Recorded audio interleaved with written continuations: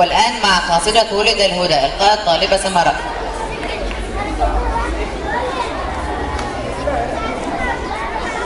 ولد الهدى فالكائنات ضياء، وفم الزمان تبسم وسماء.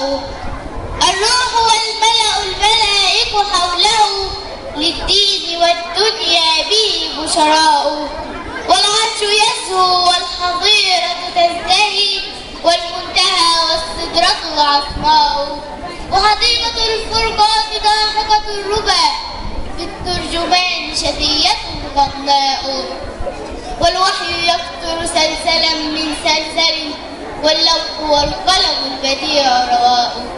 نصبت أسامي الرسل فهي صحيفة، في اللوح واسم محمد صغراء. اسم الجلالة في بديع حروفه، ألف هنالك واسم طه الباء. يا خير من جاء الوجود تحية، من مرسلين إلى الهدى بك جاءوا. بيت النبيين الذي لا يلتقي إلا الحنائف فيه والحنفاء.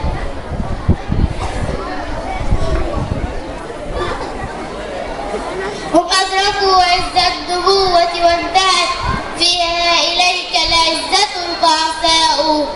خلقت لبيتك وهو مخلوق لها، إن العظائم كفؤها العظماء. بك بشر الله السماء فزينت، وتطوعت مسكا بك الغبراء. وبدأ محياك الذي قسمته حق وغرته هدى وحياء. وعليه بالنور النبوة رونق، ومن الخليل وجهه سماء.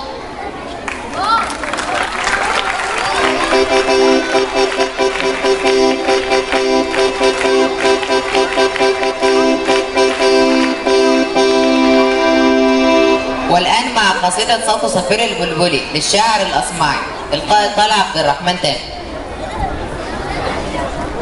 صوت صفير البلبل هيج قلبي الثمن، الماء والزهر معا مع زهر لحظ المقل. وأنت يا سيدني وسيدي ومولدي، فكم تيمني غزير عقيقلي. قذفته من وجنة من لثم ورد الخجل، فقال لا لا لا لا وقد غدا مهرولي. والخوة مالت ضربا من فعل هذا الرجل، فهو الولد ولي يا ويللي. وقلت لا تولولي وبين اللؤلؤ لي، قالت له حين كذا انهض وجد بالنقل. وفدية سقونني قهوة كالعسل لي، شممتها بأنافي أسكى من القرنفل، في وسط بستان الحلي بالزهر والسرور لي. والعود دندن لي، والطبل طبطب لي، طب طب طب طب طب طب طب طب طب طب لي. والسقف سقى لي، والرقص قد طاب لي. شوى وشاهش على ورق سفرجلي، وغرد القمر يصيح مللا في مللي. ولو تراني راكبا على حمار أهزلي، يمشي على ثلاثة كمشية العرنجل. والناس ترجم جملي في السوق بالقلقلل، والكل كعكعك خلفي ومن حويللي. لكن مشيت هاربا من خشية العقنقل، إلى لقاء ملك معظم مبجل، يأمر لي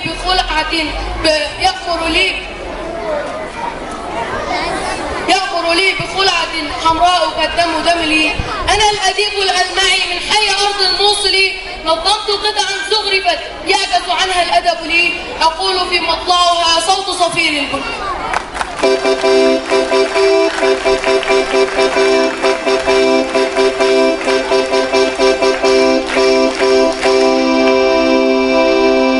والآن مع قصيدة قوة العلم إلقاء الطالبة شذى حسين.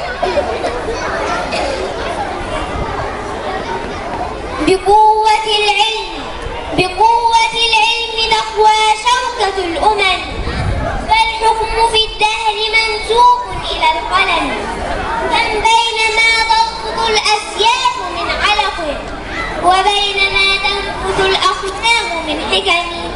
لو أنصف الناس كان الفضل بينهم، بقطرة من مداد لا بسفك دم.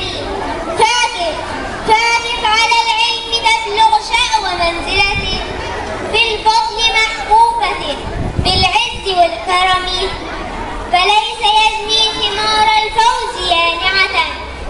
من جنة العلم إلا صادق الهمم.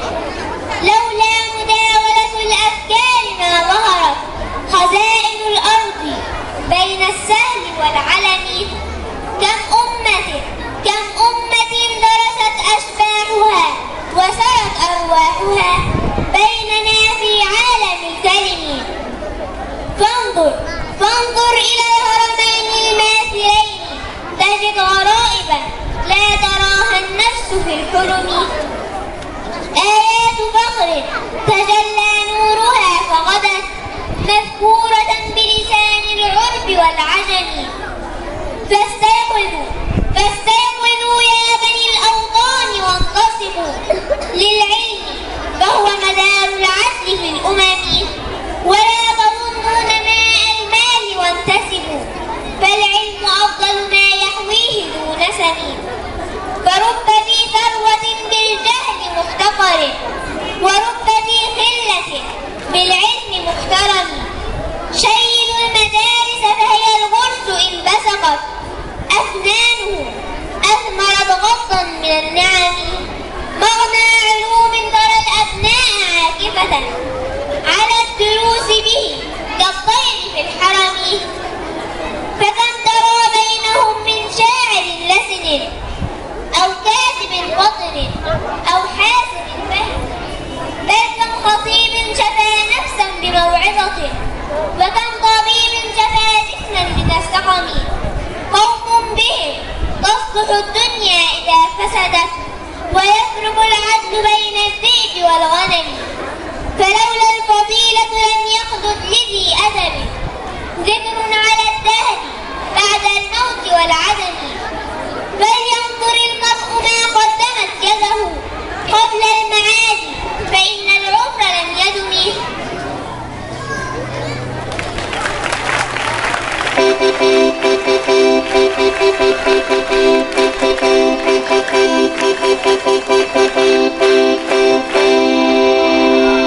والآن مع قصيدة حب مصر لقاء الطالبة سما حسين.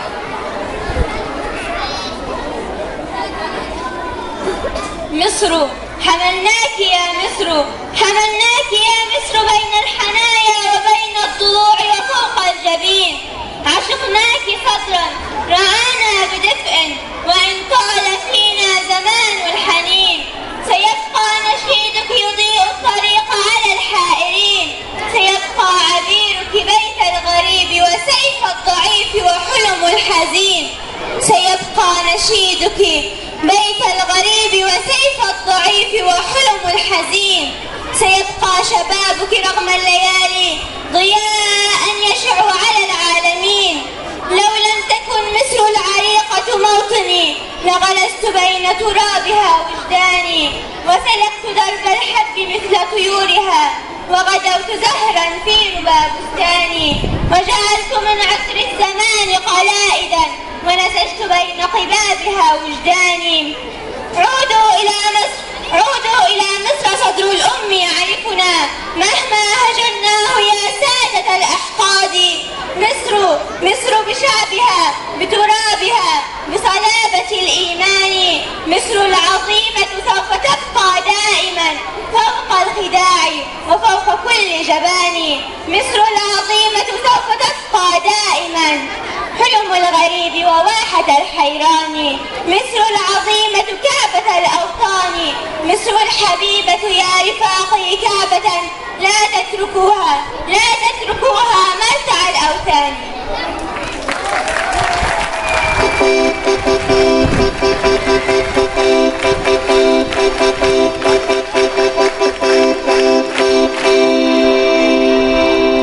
والآن مع قصيدة إلى أبي للشاعر مصطفى قاسم عباس.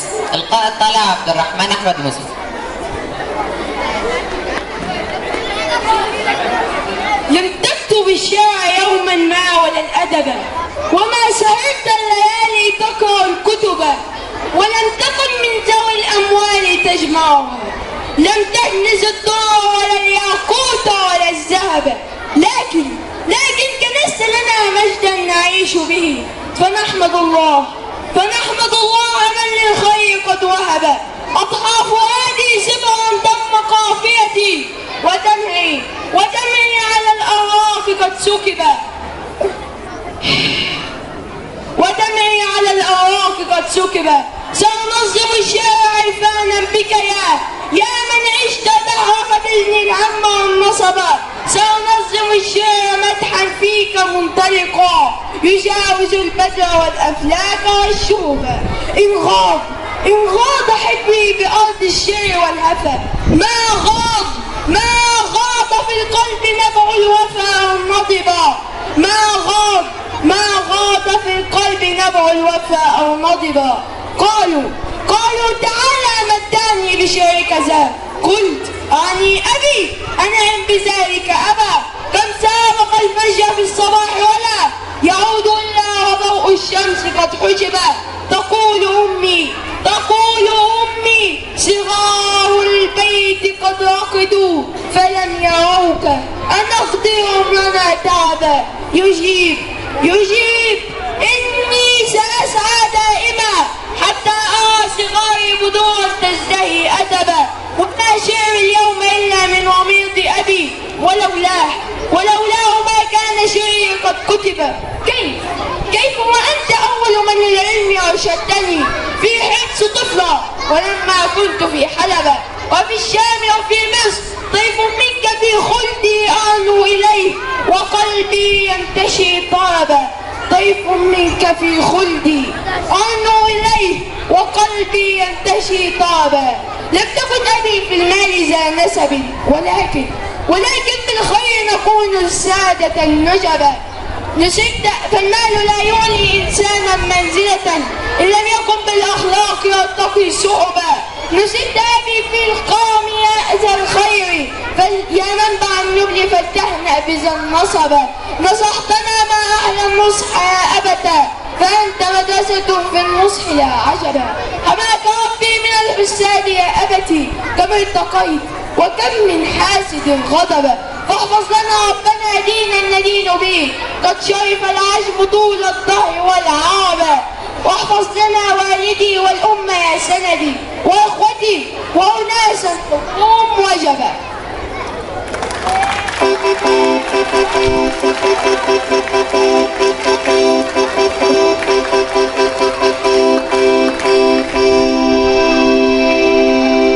والآن مع قصيدة عشقناك يا مصر للشاعر فاروق جويدة القائد طارق عبد الله عبد العليم.